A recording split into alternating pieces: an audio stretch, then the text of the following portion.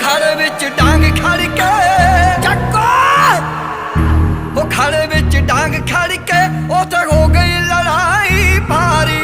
अर्जन